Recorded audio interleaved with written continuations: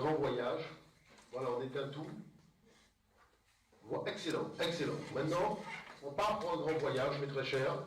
Et là, on va y aller. Alors, il faut savoir célébrer le génie africain. Parce que ce génie, c'est lui qui est à l'aube de tous les savoirs de l'humanité. C'est vrai qu'Emmanuel Kant a dit, vous voyez, parce que c'est ce que nous faisons nous à Nijar, apprendre l'histoire des autres, c'est bien, mais ignorer la sienne, ah ben c'est nul. Et donc c'est pour ça que dans les instituts, c'est surtout notre histoire qu'on apprend. Une histoire décolonisée. Alors c'est vrai que quand a dit les nègres d'Afrique ont reçu de la nature, on trouve un sentiment qui nous s'élève au-dessus de la niaiserie. Les Noirs sont si bavards qu'il faut les dispenser à coups de bâton. C'est vrai que Victor Hugo a dit, mais quelle terre de cette Afrique, l'Asie a son histoire, l'Australie elle-même a son histoire, qui date du commencement à la mémoire humaine, l'Afrique n'a pas d'histoire. Vous voyez? Donc, voilà les sentences. Vous avez, dans des magazines scientifiques, on vous dit, l'Afrique est un monde historique, non développé, entièrement prisonnier de l'esprit naturel, et dont la place se trouve encore au seuil de l'histoire universelle. Et ça, c'est Hegel. Vous voyez, le magazine scientifique commence en disant « Cette opinion, celle du philosophe Hegel, en 1822, semble étrange aujourd'hui. Elle traduit cependant un préjugé occidental tenace. Les Africains n'auraient rien inventé et stagneraient depuis toujours au même stade de développement. » Et qui est-ce qui dit ça? Vous voyez, c'est Eric Wiesekom, qui est de l'université belge et qui s'occupe justement du département archéologie et sciences là-bas. Et donc il fait des fouilles en Afrique. Quand vous voyez les documentaires à la télévision, il faut savoir qu'il y a eu un règlement de compte qui s'est produit au niveau des spécialistes comme Yves Coppens, qui sont mandatés pour faire ça. C'est-à-dire que Pascal Pic a volé dans les plumes de Coppens en lui disant que l'Odyssée de l'espèce a complètement déliré. Il a dit « tu as fait du grand n'importe quoi ». Parce que Coppens n'a pas contrôlé les choses suffisamment. Or, voici exactement ce qu'il ne faut pas faire. L'Odyssée de l'espèce est un ramassis de mythes, de l'exclusion basée sur la domination de l'homme occidental de l'homme. Parce que l'homme moderne est né en Afrique. Mais quand on monte l'Afrique, on monte des hommes mi-hommes, mi-singes, mais dès qu'on arrive en Europe, ce sont des hommes modernes. Vous voyez, il y a un racisme évident qui est fait dans ces documentaires. C'est pour ça que les footballeurs, après, on entend des bruits de singes dans les stades, parce qu'on ne montre pas l'homme moderne africain, c'est-à-dire l'homme comme vous et moi, lorsqu'on parle de tout ça. Maintenant, vous achetez un livre pour votre enfant, Les merveilles de l'architecture, qui présente les architectures de tous les peuples. Mais qu'est-ce que vous constatez? L'Afrique sert de légende à l'architecture des autres. Mais il n'y a rien en Afrique. Circuler, il n'y a rien à voir. Vous voyez, il n'y a pas les pyramides, enfin bref. Et si vous prenez le grand livre de l'histoire du monde, on trouve des monuments extraordinaires en Afrique, mais on vous dit, temple élevé par un temple inconnu à une divinité inconnue. C'est puissant. Bon, maintenant vous prenez donc des revues spécialisées, donc pour la science par exemple on parle de la grande cité. Donc la cité de Zimbabwe c'était un château fort, hein, ça il faut le savoir, un château fort construit avant les châteaux forts européens. Et qu'est-ce que vous découvrez en lisant l'article? Le racisme archéologique.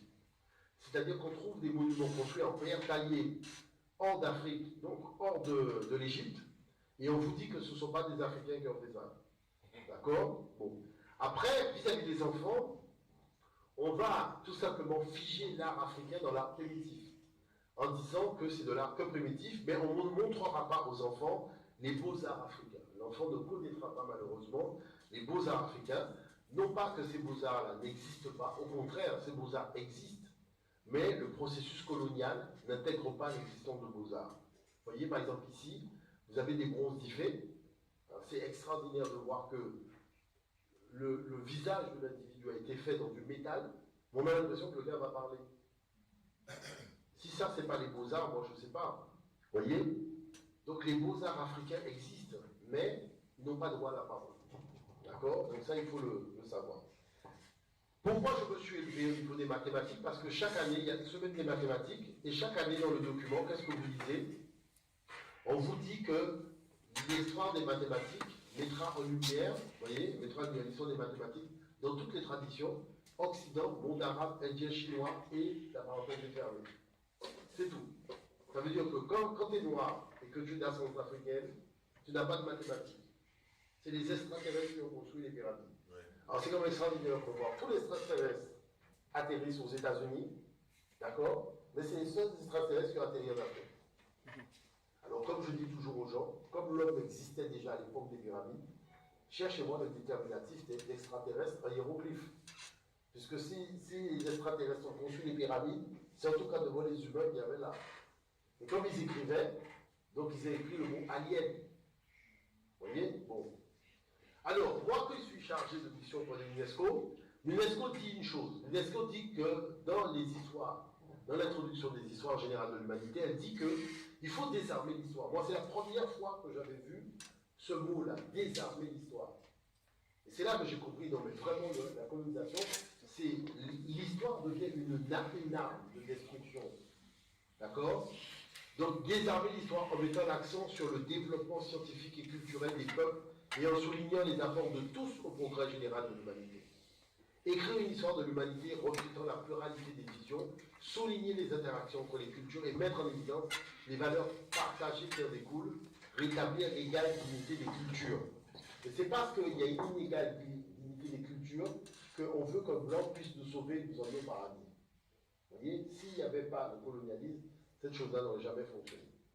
Donc maintenant, au niveau de l'archéologie d'une façon générale, vous voyez, la science a été inventée en Afrique, mais regardons une simple chose. Vous savez que l'homme moderne, on a trouvé des crânes, on a trouvé des choses de cet homme moderne en Afrique. Le crâne était à 200 000 ans, mais le Cameroun a déchiré la chronique. Parce qu'il s'est passé une chose, il y a un noir américain qui était fort aimé de sa famille, et quand il est décédé, la famille a remis à un laboratoire donc des séquences ADN donc du grand-père pour savoir d'où le grand-père venait d'Afrique. Et à la grande surprise de tout le monde, ce grand-père-là a un ADN qui remonte à un Adam de 340 000 ans. Donc ça veut dire que le génome humain qu'on pensait être né en 200 000 est beaucoup plus ancien. Et maintenant il s'agissait de savoir mais d'où venait ce monsieur. Et en fait, ce monsieur venait du Cameroun. Vous voyez? Donc, il y a 350 000 ans, voilà comment l'humanité a commencé. Il n'y avait pas de Chinois, il n'y avait pas d'Arabes, il n'y avait pas de Blancs, il n'y avait que des Nègres. Vous voyez l'affaire? Il va falloir que tout le monde se foute ça dans le crâne. Et pas que dans le crâne. Bon. Et la chose, c'est que ces peuples-là, vous voyez, ces gens au Cameroun, donc, ils sont tous descendants du gène de 340 000 ans. Vous voyez l'affaire? Donc ils sont particulièrement visités par tous les généticiens de la planète, vous comprenez ça?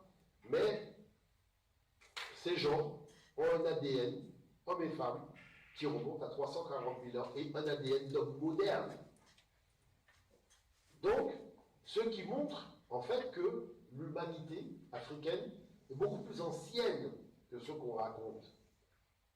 Et que les autres espèces, c'est-à-dire les autres variations, parce qu'il n'y a pas d'autres espèces humaines que l'espèce africaine, les autres variations sont des variations tardives, c'est-à-dire le chinois qui est né il y a 3000 ans, 3-4 000 ans, bon, quand vous ramenez ça à 340 000 ans, ça fait 5 minutes que le gars il est là. Mais il te dit qu'il a inventé l'imprimerie. Bref. Toujours est-il que, non, mais c'est comme ça que tout le monde joue. On fera un colloque de Shanghai, ne vous inquiétez pas. On va aller régler quelques comptes là-bas aussi. Donc maintenant, les Européens viennent d'où? Voilà la grande question. Donc, les Européens viennent d'où? En fait, il y a eu une étude qui a été faite donc, par 3 laboratoires qui ont séquencé leur ADN, d'accord, de tous les Européens. Donc, vous voyez, les origines multiples des Européens, la population européenne serait issue de 3 lignées ancestrales principales, d'après une nouvelle étude basée sur des analyses génétiques d'ossements anciens. Donc, 3 grandes lignées. Donc, le premier épisode de l'histoire de la population de l'Europe se joue il y a 45 à 40 000 ans, quand les premiers humains modernes ou Homo sapiens débarquent en provenance d'Afrique. Bon, donc ce sont des Africains. Hein?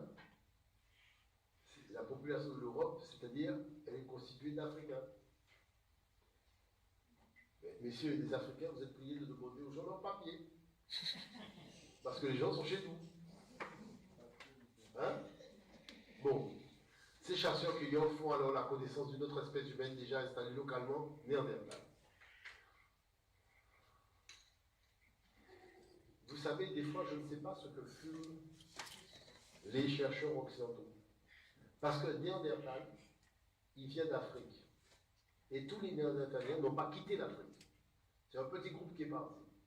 Donc venir dire qu'Homo sapiens a vu pour la première fois Néandertal en Europe soutiendrait le fait qu'en Afrique, il n'y avait que des sapiens et pas d'autres espèces. Et en Europe, il y avait deux variétés. Alors qu'en Afrique, il y avait énormément d'espèces humaines différentes qui vivaient en même temps, dont Néandertal, dont on a trouvé les crânes en Afrique. Et quand il est parti, et bon, je dirais c'est le seul qui a décidé de quitter le continent, on a revu celui qu'on connaissait déjà. Parce que Néandertal n'est pas né à Paris, quand même, il faut arrêter de raconter des histoires. Néandertal est né en Afrique. Tous les hominidés sont nés en Afrique. Donc là, on te raconte que le gars vient d'Afrique, il découvre un gars qui est né en Afrique comme lui-même, en arrivant à Paris. Enfin, dans le sud de la France. Bon. Donc c'est du n'importe quoi. Bon. Cependant, la chose, c'est qu'on te dit que le mélange entre européen et néandertalien est de 3%. 1 à 3%. Prenez un litre d'eau, mettez 3% de grenadine dans l'eau et cherchez les 3% que vous avez mis. Vous voyez, c'est de l'escroquerie, 3% de génétique, c'est quoi 3%? Si tu t'es monté à 30%, on peut discuter. Parce que Néandertal et Sapiens n'ont pas les mêmes gènes, c'est pas le même ADN. Vous voyez? Bon.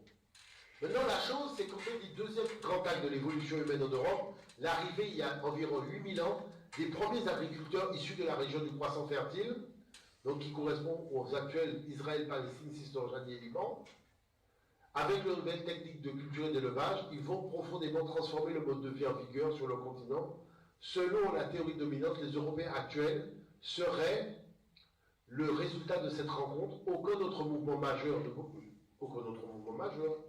mais on a dit 3 mouvements, c'est marqué, issus de 3 lignées.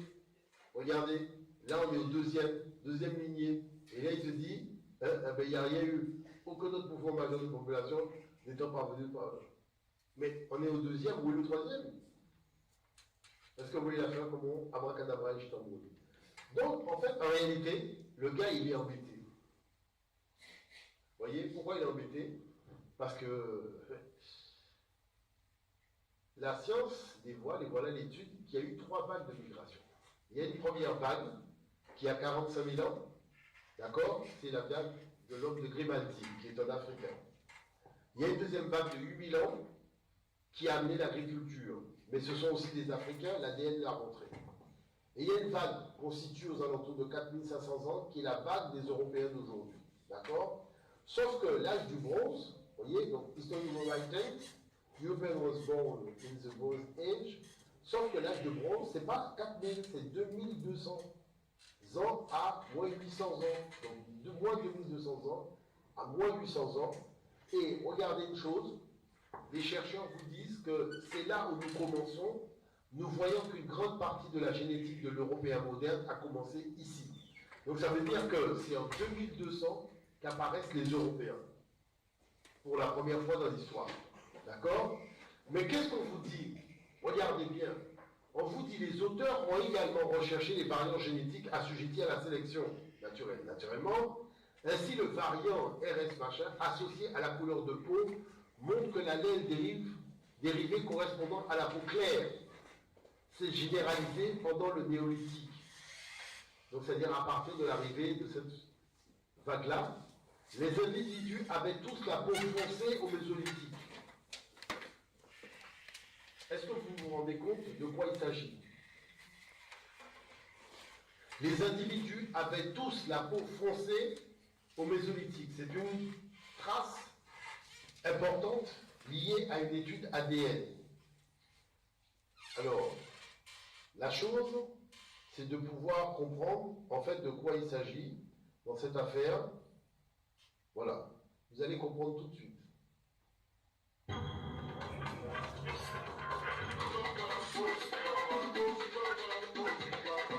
Les mégalithes sont étudiés pour la première fois au XVIIe siècle. On les attribue alors aux Romains. Au XIXe siècle, avec la montée du nationalisme, on considère que de telles constructions ne peuvent être que le résultat du génie de nos ancêtres celtes. C'est le début de la celtomania, propagande pour la grandeur celtique, qui transforme les dolmens en en autel pour les sacrifices humains. Le mythe a un immense succès. Il est repris dans la littérature par Chateaubriand et même dans un opéra de Bellini.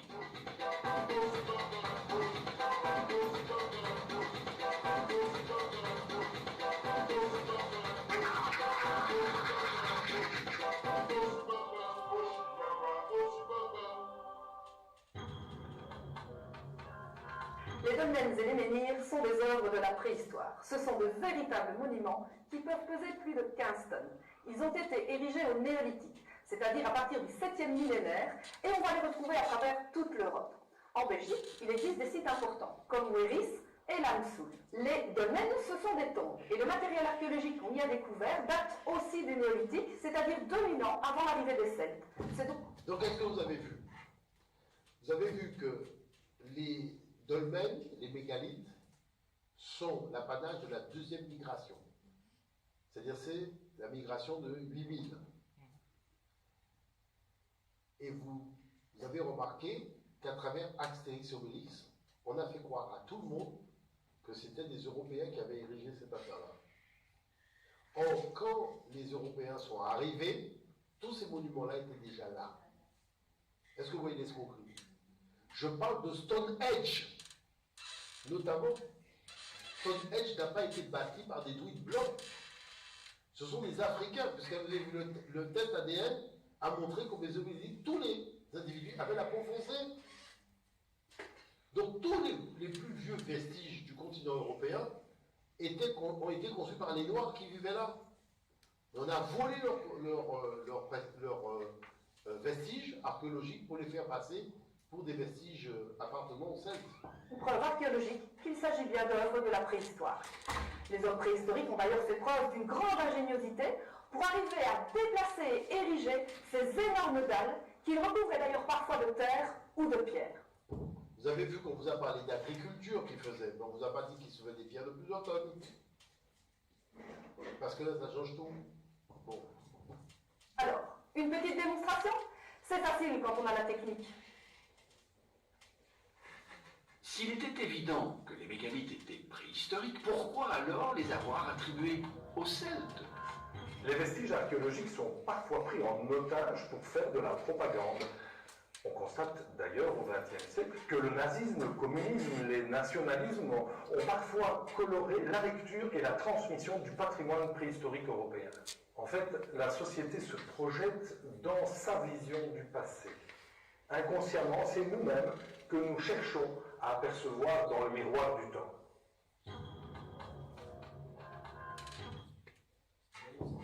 Donc en fait, tout ça pour dire que tout ce qu'on nous a raconté, c'était faux. Tout ce qu'on a appris à l'école, c'était faux. Alors, la chose, c'est d'où viennent les Européens. En fait, les Européens viennent d'ici, ce qu'on appelle le lac Baïkal. Avant, c'était le nord de la Mongolie parce que ce sont des Mongols. D'accord? Mais ça a été annexé après par les Russes. Et là, à cause de la glaciation au nord, ils ont commencé à descendre. Donc descendre au niveau de Moano, Daro et Araba, où il y avait des sédentaires dravidiens qui étaient là. Donc cette civilisation malheureusement a été détruite.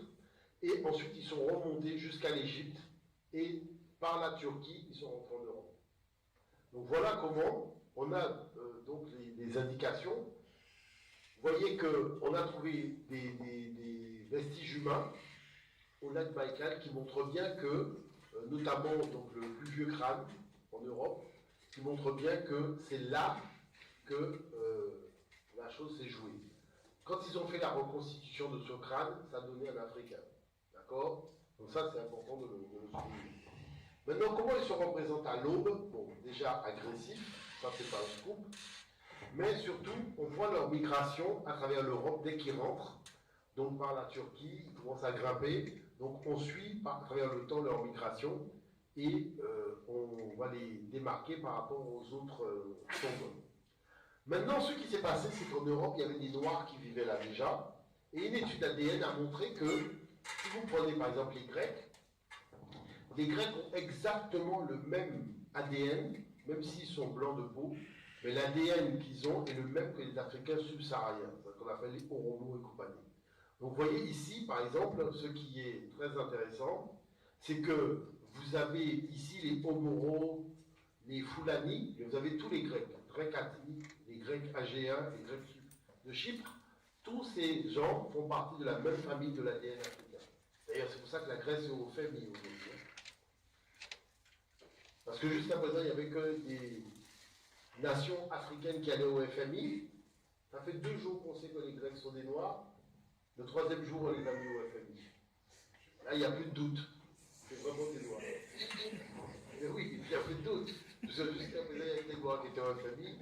Et là, ça fait 2 jours qu'on sait que les Blancs sont Noirs, enfin les Grecs, et le FMI est venu les FMiser.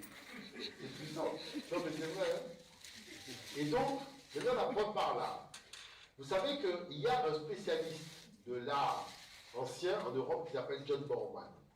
Borman a fait cet ouvrage et il a montré comment les statues de la période proto-archaïque grecque, en fait, à l'arrivée des Indo-Européens, comment en fait ces gens-là se sont métissés avec la population locale. Donc on le voit ici, vous voyez, aux alentours de moins 500, donc les statues grecques ne montrent que des statues d'individus métissés. Vous voyez, et donc ça c'est le sujet, vous voyez même le Jackson 5 de l'époque, avec sa coupe afro, et pourtant c'est un dignitaire grec, en fait qui était déjà installé là. Donc toute cette histoire, vous voyez notamment cette femme, avec la tresse, donc les tresses qu'on retrouve donc en Afrique et avec des choses, donc c'est pour montrer que, en fait, on sait que c'était des Noirs qui vivaient en Grèce, qui vivaient à Rome, qui vivaient partout, et les populations se sont métissées parce que les nomades voulaient se sédentariser, et c'est comme ça que la chose est arrivée, sauf que lorsqu'on est à l'école ou à l'université, on ne présente que ça. Donc on a l'impression que la structure grecque, c'est ça. Bon. Mais autre chose que révèlent les Kouros, le Kouros c'est le premier corpus artistique des Européens, donc de l'aveu aussi de Bormann. Et vous voyez que si vous prenez les Kouros, en moins 530 jumeaux de Delphes, en moins 520 Kouros en marbre, le Kouros colossal de l'Arsamien en moins 570 et le Kouros attique en moins 600. Donc vous avez des gens qui ont des tresses et un visage qui n'est pas du tout le visage de l'Européen. Vous voyez? Donc ce qui atteste le métissage profond. Mais ce qui est important, c'est le fait que les statues africaines sont principalement, je dirais, de la même posture que les statues grecques, sauf que les statues africaines sont beaucoup plus anciennes de pratiquement 2000 ans. Disons entre 5 siècles et 2000 ans. Et ici, quand on prend par exemple Shonsu, on voit bien que le personnage qui est ici est exactement dans la même posture que le personnage qui est ici. Sauf qu'ici, il est plus ancien que celui-là. Donc, on fait l'analyse et on découvre que les anciens faisaient les statues selon une proportion de 22 carreaux 3 quarts. Et que les statues grecques et les statues africaines rentrent dans le même rapport de proportion. Donc tout ça a été mis dans un ordinateur, et l'ordinateur a démontré, en fait, que c'est clair que les statues grecques découlent directement des proportions des statues du cas de l'Égypte. Donc ce qui veut dire que c'est l'Afrique qui a initié l'Europe à la connaissance et à la civilisation. Là, parce que ne regardez pas seulement le fait de tailler la pierre, il y a des outils qu'il faut maîtriser pour tailler la pierre aussi dure que celle-là. Et voilà un Kouros qui a été conçu, par exemple, avec Eric, un de mes étudiants, qui a été conçu avant les pyramides. Voilà une statue construite avant les pyramides. Et la science a été inventée en Afrique. Vous savez, c'est vrai que l'homme est né en Afrique, mais toutes les sciences sont nées, l'art et la technologie. Donc c'est ça que vous allez voir. Si vous allez en Zambie, vous voyez, en moins 400 000, qu'est-ce qu'on a inventé? Eh bien, on a inventé l'art. Moins 400 000, c'est là. Pourquoi? Parce que c'est là qu'on retrouve les plus anciens pigments de couleur de l'histoire de l'humanité. C'est là que la peinture murale qu'on va utiliser donc à chauffer a été inventée, vous voyez, avec les différentes couleurs qui permettaient de réaliser les fresques murales. Donc, on voit que ces fresques-là qui sont réalisées, donc c'est sur la base des peintures d'oxyde de fer inventées en Zambie. Et ça, c'est important de le souligner. Ensuite, il y a Pina et Kolpron. Pina et Kolpron, c'est la pointe sud de l'Afrique du Sud. Et qu'est-ce que vous avez? Ben, vous avez des zones de fouilles relativement riches, avec, vous voyez, vraiment des rapports de fouilles qui sont incroyables. Parce qu'on vous dit ici, regardez, on vous dit qu'on a un comportement humain, modèle humain, behavior, soit une bac 162 000. C'est-à-dire pratiquement, en 162 000, on a déjà un comportement humain. Donc du coup, les archéologues qui font les fouilles disent que c'est un véritable trésor archéologique, tellement on trouve des choses donc d'une avancée extraordinaire. Et la chose qu'on a trouvée d'une avancée extraordinaire, c'est le fait que la pierre qui était utilisée donc au Mésolithique, la pierre taillée, pour fabriquer des armes, était chauffée avant d'être taillée. Cette technologie de la pierre de chauffe est apparue en Europe il y a seulement 20 000 ans. Alors, c'est important de comprendre ça parce que ça paraît anodin, mais c'est extrêmement important, cette affaire-là. Elle est extrêmement importante. Je vais vous faire écouter un extrait d'une intervention. Était en fait déjà maîtrisé par Homos en Afrique du Sud, les archéologues viennent de découvrir que la retouche par pression, une technique de taille que l'on croyait apparue en Europe 20 000 ans avant notre ère, était en fait déjà maîtrisée par Homo sapiens 50 000 ans plus tôt, à l'extrême sud de l'Afrique. Une découverte dont l'importance a donné lieu à une publication dans la revue Science. Entretien avec l'un de ses auteurs, Vincent Moore, préhistorien à l'INRAP. Vincent Moore venait de copublier un article dans la revue. De façonnage, en fait, ils ont détaché de tout petits enlèvements au niveau de la pointe des objets, non plus en percutant, mais en compressant, en appuyant très fortement un outil en os jusqu'au détachement de la nuque, qui permet d'obtenir des pointes avec des bords beaucoup plus rectilignes et plus aigus. Cette technique de la retouche par pression nécessite une autre technologie?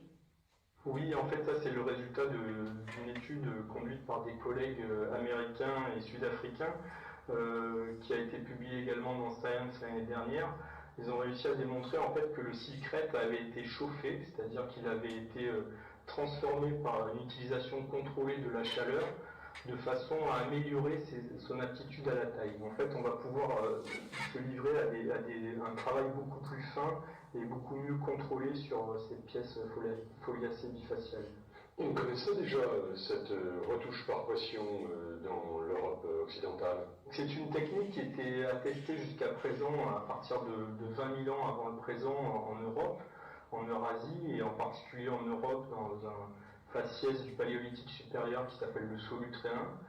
Ce qui défrait la chronique ici, évidemment, c'est que les industries de Blombos qui témoignent de l'utilisation de cette technique datent de 75 000 ans, donc on fait reculer la première documentation de cette technique de plus de 50 000 ans.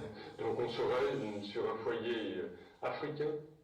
C'est-à-dire que cette étude, elle nous laisse un petit peu désemparés au niveau de l'interprétation et de toutes les conséquences que ça peut avoir, puisqu'elle implique dans une certaine mesure de revoir avec un œil nouveau toutes les industries paléolithiques d'Afrique du Sud et même d'Afrique de l'Est pour en saisir toutes les conséquences. Vous voyez, donc je dis que c'est un peu désemparant de voir que c'est en Afrique qu'on a inventé une technique avant l'Europe. Il faut voir l'affaire, hein, parce que si tu vois pas la crasse qu'on met dans mon cerveau, de 50 000 ans. Donc on serait sur un foyer africain?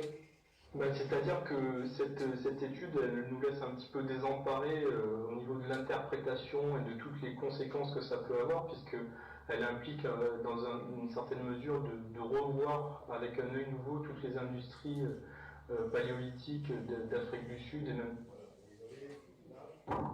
Là, vous avez une idée de l'affaire, donc vous comprenez à quelle sauce tout cela se nourrit. Alors, la chose, c'est que voilà les pierres taillées qu'on obtient, donc c'est extraordinaire. Et chose particulière, le site de Siboudou, vous voyez 80 000 en Afrique du Sud, toujours Siboudou Cave. Donc ici, qu'est-ce qu'on a constaté? On a constaté que les hommes choisissaient les matières par rapport à certaines finalités. Par exemple, ici, vous avez un lit qui a 77 000 ans qui a été découvert, mais qui était déjà insecticide. C'est-à-dire que le lit éloigne les acariens et il éloigne les moustiques. Pourquoi? Parce qu'ils ont choisi de la fibre végétale qui a ces propriétés-là. Donc au lieu d'aller acheter des produits chimiques pour éloigner les acariens ou éloigner les moustiques, eh bien, ils confectionnaient directement dans une fibre qui avait déjà ce côté répulsif des objets, donc notamment ici un matelas, et qui fait que quand ils dormaient dessus, ils n'étaient pas embêtés. C'est pour vous dire le temps qu'on a perdu depuis. La colle symposite, Sader top, a été inventée il y a 68 000 ans, vous voyez, toujours à Sibundu. C'est là qu'on a trouvé justement de la colle composite, donc qui montre l'invention de la colle il y a 68 000 ans, donc en Afrique. La grotte de Blombos Cave, en Afrique du Sud, c'est là où on a trouvé, vous voyez, ce qu'on appelle les traces de la géométrie. Puisque jusqu'à présent, on disait que l'homme a fait preuve d'intelligence. Et là, qu'est-ce qu'on découvre? On découvre donc la pierre gravée donc de Blombos. Et cette pierre gravée qui montre des systèmes de triangulation eh ben, a permis non seulement de mettre en relief la pyramide, voyez, mais aussi de faire des systèmes de triangulation. La triangulation, qui est le GPS d'aujourd'hui, fonctionne sur la même triangulation que vous avez sur la pierre de Blombos. Et ça, c'est important de le souligner, parce que vous voyez comment la modernité africaine rejoint notre modernité aujourd'hui. Vous avez encore, à Blombos, on a inventé les trousses de maquillage. Vous voyez, il y a 100 000 ans, c'est là qu'on trouve toutes les trousses de maquillage avec toutes les couleurs, ce qui est assez particulier, ça on l'a vu, Blombos. Et à Diklof, on a trouvé les premières traces d'écriture de l'histoire de l'humanité. La chose, c'est qu'on a placé cette écriture à moins 60 000 ans. Et ça, c'est les Sud-Américains et les Français qui ont fait l'étude. Ils ont trouvé des œufs gravés. Donc les œufs étaient gravés, et c'est sur les œufs qu'ils ont notifié que les gravures exprimaient le nom de la personne. Donc le nom de la personne sur des œufs gravés qui remontent à 60 000 de l'ère ancienne en Afrique. Après, il y a ce magazine Sciences Humaines qui a cherché à savoir est-ce qu'au moins 40 000, il y avait vraiment des hommes intelligents en Afrique, et ils se sont aperçus que, en fait, depuis 200 000, 280 000, et même bien avant, il y a déjà des choses extraordinaires qui sont réalisées en Afrique au niveau de la technologie. Donc ils étaient bien obligés d'admettre. Et vous voyez ici, quand on parle des origines de la créativité, les origines de la créativité, on voit tout de suite en Afrique, parce que c'est là où tout est apparu. Comme par exemple ici, la mode, il y a 72 000 ans, la mode est apparue à Blombos. Alors, il y a beaucoup d'artefacts qui montrent la grande précocité de la saga en termes de réflexion scientifique africaine. Mais, voilà par exemple la pierre de Blombos qui remonte à pratiquement 100 000 ans, donc on découvre sur ce document. Et on a la grotte Apollo en Namibie qui remonte à 28 000 ans. Donc on a des choses qui sont d'une ventilation en termes de durée assez importante. Alors, maintenant les innovations technologiques. On a Tanetière, qui est la région, les Grands Lacs où les gens sont venus. Ici, on a Pédacle Point, avec la pierre chauffée. À côté, on a Blombos, avec la pierre qui monte à 80 000 ans. À côté, on a Sibundu, avec ses 80 000 ans, qu'on a vu tout à l'heure. Après, on va Pedra Furada, là c'est l'Amérique, avec ses 60 000 ans, donc qui est un site habité par les Africains. Et chose particulière, Apollo 11, moins 50 000 ans. Donc qui montre justement comment l'Afrique s'est étendue sur la surface du continent et a profité des courants pour explorer l'Amérique du Sud. Donc ça c'est important de le souligner, et puis il ne faut pas oublier Diklof pour la constitution de l'écriture.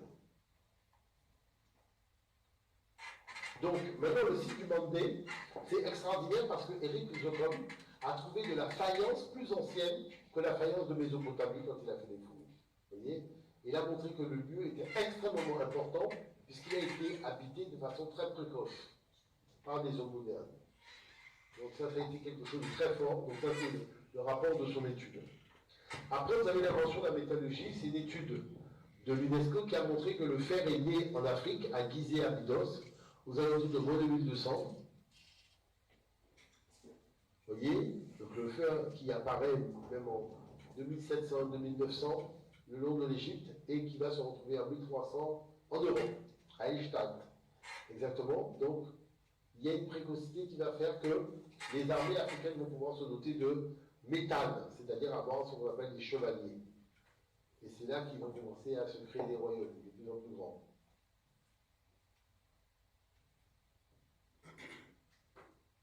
Donc, maintenant, on a les chevaliers de Sujata, habillés avec des armures, parce que, il ne faut pas oublier que l'Afrique avait ses propres armures aussi.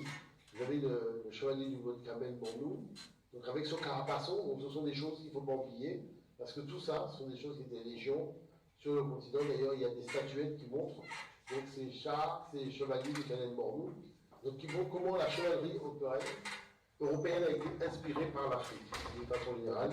Et puis les chevaliers sont là encore aujourd'hui avec les enfants, qui montre donc aux jeunes générations ce que c'était que la vie des anciens. Avec naturellement les carapaces et les habits de chevalier d'époque, donc qui permettaient aux gens tout simplement de se mettre en beauté. Et naturellement la grande cape rouge que vous avez était couverte d'or. Où est passé l'or? Bon, ça on sait déjà. Alors, au niveau de l'Afrique, berceau de la civilisation, berceau des humains, les Sumériens, c'est, quand on vous dit le Wakramera de l'histoire, comment ça se Sumer, il faut que vous sachiez que vous prenez n'importe quel dictionnaire, vous verrez qu'on vous dit que c'est un pays qui n'existe pas. Sumer n'existe pas.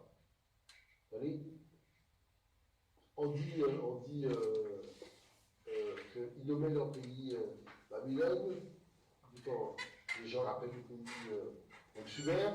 Et dans Wikipédia, regardez ce qu'on met à propos du livre écrit par ce monsieur, hein, pour ainsi dire un puzzle, on vous met, on ne sait pas d'où viennent les Sumériens, la langue sumérienne n'appartient ni au celui des langues indo-européennes. Donc, la langue sumérienne n'appartient pas aux langues sémitiques et n'appartient pas aux langues indo-européennes. Il reste que les langues africaines. Vous voyez? Et qu'est-ce qui se passe? On voit que les Sumériens, en fait, ce sont tout simplement les Élamites, c'est-à-dire une population noire qui vivait sur place. Avant, on les appelait les Élamites, aujourd'hui, on les appelle les Sumériens. Donc, ce qui est assez surprenant de voir qu'il y a un changement de nom comme ça pour des raisons stratégiques.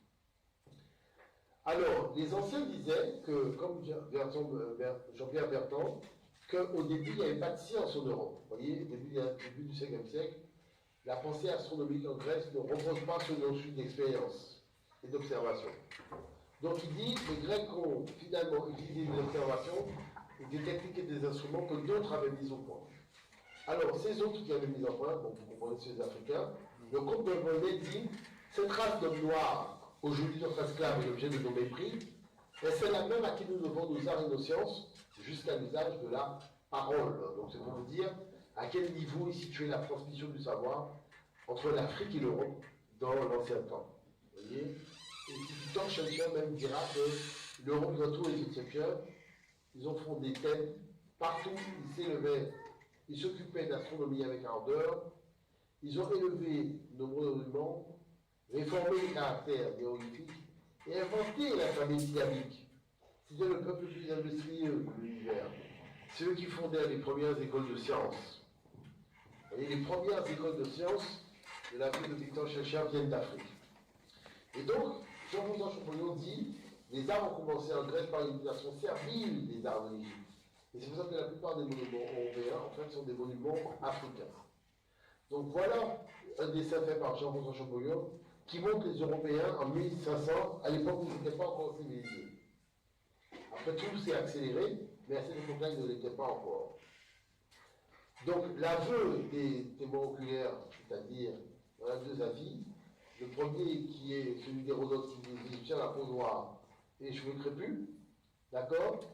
Et Aristote qui dit ceux qui sont excessivement noirs, ceci s'applique aux Égyptiens et aux Éthiopiens. Vous voyez que dans la même phrase, il a cité Égyptiens et Éthiopiens pour bien montrer qu'il s'agit de deux peuples noirs. Donc ça, c'est important. La falsification, c'est lorsque vous allez dans un tombeau et que vous regardez et on vous fait une version totalement décorée du Coran, du tombeau, pour vous faire croire que les Égyptiens et anciens que vous avez ici, qui étaient là et qui sont venus ici, sont tombés dans du javel. On les a javelisés. Parce que pour devenir blanc comme ils sont devenus blancs là, il fallait quand même une bonne dose de javel.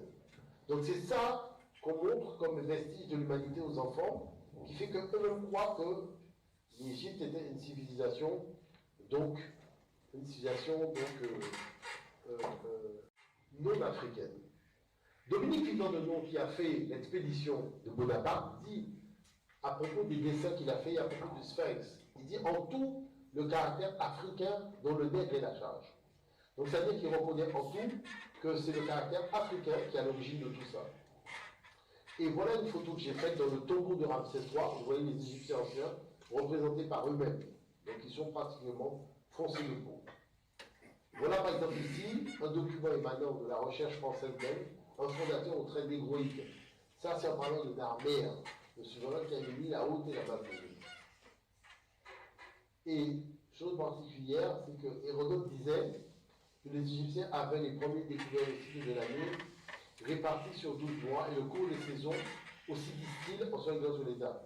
Vous avez compris, il s'agit du fait que le calendrier qu'utilisent les Occidentaux aujourd'hui n'est que le calendrier qu'ils ont copié en Afrique. C'est un calendrier africain qu'ils ont repris.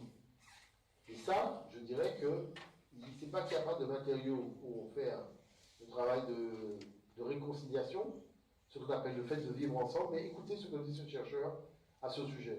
Voilà une des choses. Une autre chose aussi qui est assez étonnante, c'est de voir que nos mois, on appelle le mois de septembre, d'octobre, novembre, décembre. Alors, on pourrait penser que c'est le 7e mois, 8e mois, 9e mois. Ben non. Octobre, justement, c'est le 10e mois. C'est assez curieux. En fait, ça vient du calendrier romain, donc, qui lui est un héritier justement du calendrier égyptien. Et donc Jules César a eu la bonne idée donc, d'aller à Alexandrie et de copier finalement le calendrier égyptien. Est-ce que vous voyez comment c'est difficile d'avouer que quelque chose vient d'Afrique? Je vous montre des séquences. C'est pourquoi vous voyez vous-même que l'Européen, c'est un mythomane, c'est-à-dire qu'il a inventé un récit de l'histoire de l'humanité. Il l'a tellement répété qu'il a fini par croire en son récit, il est devenu mytho. Mais quand il faut passer de l'univers des X-Men à la réalité, il reste au cinéma. Le gars ne sort pas dehors pour dire non, il reste au cinéma et te soutient mordicus que oui, aux États-Unis, il y a les X-Men. D'accord? C'est ça le machin. Vous avez vu que dans le dernier X-Men, il y a une femme qui a dit en fait, il n'y a que les femmes qui font de son boulot, c'est ce que ça devrait s'appeler. Hein? Les X-Romaines. Bon, bref.